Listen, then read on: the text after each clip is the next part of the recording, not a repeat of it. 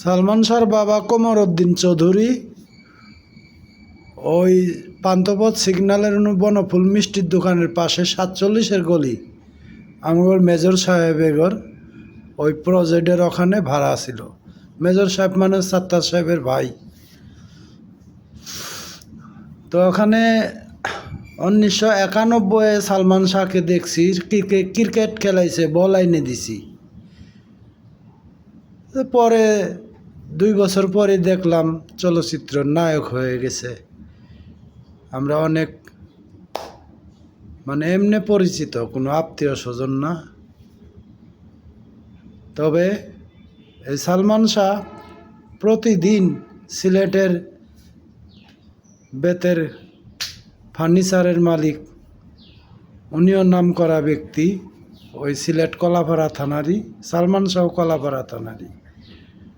প্রতি শুক্রবারে আইতো নায়ক হওয়ার পরে, ভাইয়া চলেন। ওই তাজু মিয়াকে বলতো, ভাইয়া চলেন চলচ্চিত্রে, আপনারও তো চেহারা ফাটাফাটি। আমাদের বসের চেহারা আবার বোম্বের সানি দেওয়ালের মতো, তাজু সাহেবের চেহারা।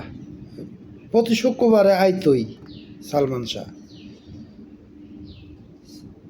সালমান শাহ মরার কারণ, সালমান শাহ চলচ্চিত্র ঢুকছে 12টা দেশের ভাষা, 17টা দেশের ভাষা পুঁজি নিয়ে। উনি তো আর ফকন্নির নায়ক না, প্রথমেই নায়ক হয়ে ঢুকছে। আর কতগুলো নায়ক ঢুকছে সাইড নায়ক হিসাবে, পরে আস্তে আস্তে তার কাজের মানে নায়ক হয়ে গেছে। সালমান শাহর গুণী লোক, গুণী শিল্পী আছিলেন। বোম্বে শাহরুখ খানের লগে বন্ধুতা ছিল।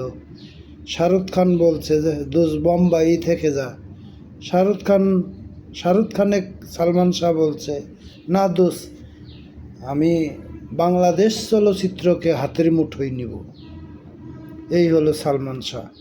17টা দেশের ভাষা পুঁজি নিয়ে চলচ্চিত্র ঢুকছে।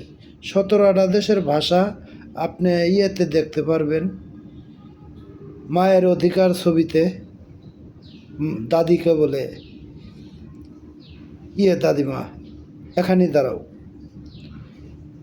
এবার পর্দা টেনে ফিতা কেটে আপনার পুরস্কার আপনি গ্রহণ করেন, ইও হাইনেস। এটা চীনের ভাষা, বুঝতে হবে। উনি 17টা দেশের ভাষা নিয়ে চলচ্চিত্র ঢুকছে। উনি জি নায়ক না, মারা গেছে। এখন তার কবরে লাশ উঠাবে 30 বছর পরে। কি হবে? কঙ্কালও তো খুঁজে পাবে, পচে গেছে গা। এগুলো হয়রানি। দেহা খুনি, বাস ডলা দিলেই তো হয়, ধরে নিয়ে আসি। পারবে না তো, বাংলাদেশের হালকা আইন পারবে না। যারা যারা জড়িত, বাস ডলা দিলেই তো বের হয়। আপনারা তো সবাই জানেন, আজিজ মোহাম্মদ ভাইকে চর মারার অপরাধে এক অনুষ্ঠানে চর মারছে। আজিজ মোহাম্মদ ভাই হুমকি দিছে, তুই বাঁচে থাকতে পারবি না। এইটাই শেষ। সোহেল চৌধুরীকে মারলো এই আজিজ মোহাম্মদ ভাই। দেখা খুনি সবাই, সালমান শাহর খুনি 10-12 জন, এগুলো দেখা খুনি। ধরিয়ে আনি বাস ডলা দিলেই তো হয়। এগুলো হচ্ছে বাংলাদেশের ভুয়া আইন, ভুয়া কার্যকলাপ। টেকা যেদিকে সেদিকে সেলাম। আচ্ছা ভাই, আর কি বলবো? শেয়ার করবেন, কমেন্ট করবেন।